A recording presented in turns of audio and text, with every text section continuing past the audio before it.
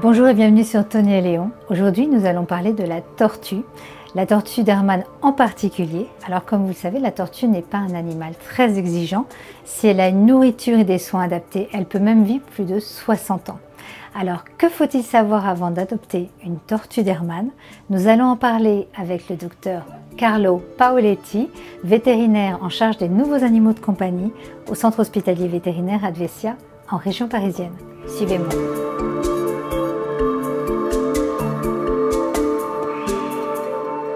Buongiorno Carlo.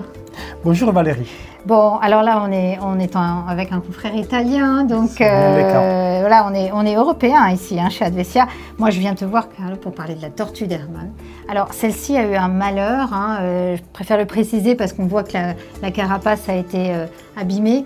Un mauvais coup de tondeuse. Oui, elle a eu un accident, donc une lame de tondeuse l'a blessée sur la carapace. Mais là, elle est en phase de guérison, donc la cicatrisation elle est déjà très avancée, elle est déjà bien ossifiée. Donc, disons qu'elle est prête pour rentrer chez elle. Et ça va se résoudre rapidement? Tout à fait. Il y aura une petite cicatrice qui sera un peu moins belle à voir, mais c'est tout à fait fonctionnel. Voilà. Donc là, Carlo, c'est des soucis qui arrivent souvent chez la tortue. On en parlera après quand on parlera du logement. Là, tout d'abord, donc Rocco qui a fait un petit caca, c'est un mâle. Je voudrais que tu m'expliques comment on différencie un mâle d'une femelle. Oui, ça c'est une très bonne question. Je voudrais répondre que les femelles présentent des mamelles. Évidemment, c'est pas bien le cas. Non. Parce qu'ils sont des reptiles. Donc, ce sont des animaux qui pondent des œufs. Donc, ils n'ont pas besoin d'allaiter les bébés. La grosse différence entre les mâles et les femelles, on la voit pour ce qui concerne le plastron. Oui. Que chez les mâles, elle est un peu creux parce que ça donne la possibilité de s'accoupler, de se juxtaposer avec la femelle. Et là, elle vient de faire caca, donc c'est pas grave. On voit quand même l'ouverture du cloaque qui est très distale et ça donne la possibilité de cette manière-là au mâle de sortir le phallus et pouvoir terminer l'accouplement avec la femelle. Bon, s'il y a des enfants, désolé les enfants, mais bon, il y a un moment ça s'appelle la nature. Donc voilà, on sait différencier un mâle d'une femelle. Moi, si j'adopte une tortue, Carlo, combien de temps, combien d'années de ma vie je peux partager avec elle? Parce qu'on sait tous qu'une tortue, ça a une espérance de vie très longue. Oui. Ça dépend de l'espèce de la tortue, évidemment. Il y en a certaines qui peuvent arriver même à 200 ans. Disons que pour ce qui concerne cette espèce-là, donc la tortue d'Hermann, on est autour de entre 60 et 80 ans en moyenne, si correctement gérée. Donc les tortues, on sait que c'est un caractère plutôt solitaire, que ça n'a pas forcément besoin d'être en couple. D'ailleurs, tu le déconseilles. Oui. Je pense que nous, les vétérinaires... Ce sont des animaux qui n'ont pas de vie sociale. Ce sont des animaux qui mènent une vie tout à fait solitaire. Si on décide de garder ensemble plusieurs spécimens, c'est intéressant d'avoir un rapport entre le mâle et femelle correct, c'est-à-dire un mâle pour 3 voire 4 femelles. Sinon, on peut avoir des problèmes, des lésions causées par les mâles aux femelles. D'accord. Donc, en fait, une tortue, ça peut très bien vivre seule. En termes d'alimentation, elle a des besoins particuliers? Alors, pour ce qui concerne les tortues terrestres, sont des animaux herbivores, donc ils mangent des légumes et de l'herbe. Le régime change selon l'espèce. Pour ce qui concerne cette espèce-là, c'est une espèce qui est développée autour du bassin de la Méditerranée. Ouais. Donc il faut essayer de répliquer ce qu'on trouve dans les milieux naturels. Donc des herbes très difficiles à manger, très dures, très fibreuses. Le mieux, c'est de proposer de l'herbe qui vient d'un pré polyphyte, donc avec plusieurs essences végétales, avec plusieurs espèces. Donc du trèfle, du pissenlit, de la chicorée. Exactement, des orties, tout ce que vous voyez dans un pré sauvage, c'est adapté aux tortues. En dehors de ces fibres, il y a d'autres choses qu'on conseille parce qu'on sait très bien qu'il y a quand même une carapace qui est assez importante, donc il y a des besoins aussi en vitamines, j'imagine. Alors, pour ce qui concerne les besoins, les intégrations en plus qu'on peut faire en captivité, c'est du calcium. Donc on va saupoudrer le calcium chaque jour sur sa nourriture et ça c'est important parce que le calcium rentrera dans la composition de la squelette, donc de la carapace et du plastron plus des os. Dans les milieux naturels, elle mange aussi parfois des protéines animales, donc des escargots, des limaces, des vers de terre, mais c'est occasionnel. Donc en captivité, on évite de faire ça parce que sinon on détermine des altérations squelettiques importantes. La tortue d'Hermann, elle a la particularité, la tortue, c'est une tortue d'hiberner. C'est une hibernation, alors tu vas me dire que ça dépend dans quelle zone géographique on se situe, mais imaginons qu'on soit dans le nord de la France, elle va hiberner à partir d'une certaine température. Tout à fait. Et j'allais te demander combien de temps elle hiberne. Alors, ce sont des animaux à sang froid, comme tous les reptiles, donc leur métabolisme il est subordonné à la température environnementale.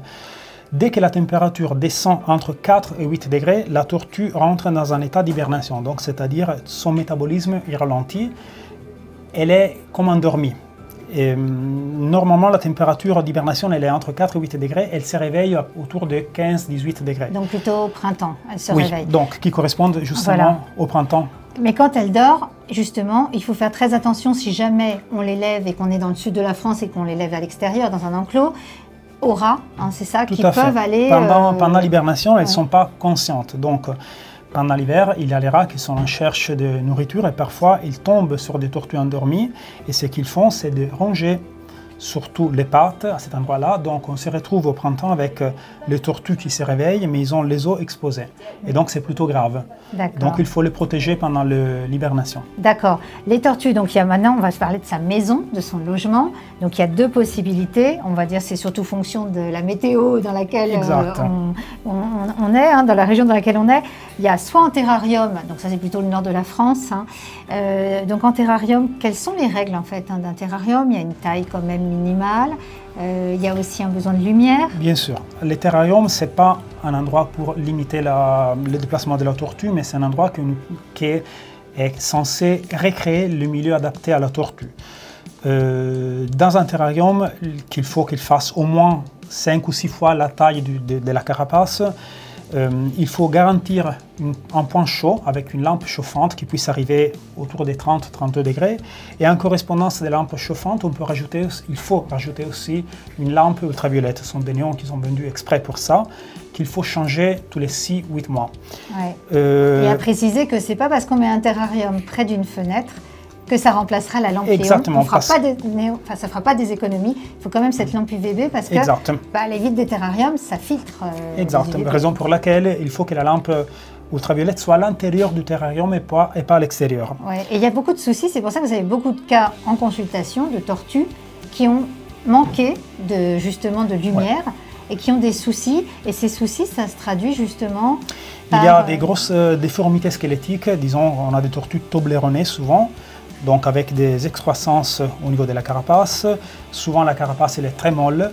Tout ça, c'est une forme de rachitisme liée à une gestion non correcte de la tortue. Ah oui, donc la référence tortue toblerone, c'est parce que le Toblerone, comme vous savez, pour les adeptes du chocolat, c'est justement un chocolat qui est comme ça, de forme un peu triangulaire, et donc la carapace prend cette forme qui est anormale. Là, si vous pouvez regarder, elle est bien lisse et bien arrondie. Une tortue qui a des problèmes de croissance, elle a des excroissances qui forment vraiment une tablette de chocolat. Et à l'extérieur, par contre, ce qui est bien, si on est dans des climats qui le permettent et que la tortue peut être à l'extérieur, il faut, comme tu le disais tout à l'heure, recréer cet environnement habituel qu'elle a dans la nature avec un peu de rocaille, un petit peu d'herbe comme dans la garrigue. Il faut leur proposer des cachettes. Ce sont des animaux qui se réveillent le matin, vont s'échauffer au soleil, elles mangent et après elles se cachent pour digérer, pour se réactiver vers la fin de l'après-midi. Ça, c'est l'éthogramme classique des tortues. Donc, il faut qu'ils aient la possibilité de se cacher quelque part. Tout à fait. Et surtout, par contre, bien faire un enclos autour pour les protéger. Enfin, comme tu disais, des tondeuses, des chats, des rats, des chiens qui peuvent avoir envie de jouer avec. Des oiseaux sauvages aussi, parfois, sur les petits formats, sur les petites tortues. Exact. Il y a des prédations par les corbeaux, par les rapaces, etc. D'accord. Et j'allais te poser une dernière question qui est quand même assez utile pour nos auditeurs, c'est comment tu définis l'âge d'une tortue? Parce que c'est un peu comme les arbres. Bien sûr. Donc, ça, c'est très intéressant et c'est lié justement au fait que c'est un animal qui vient d'un climat tempéré, donc avec des saisons.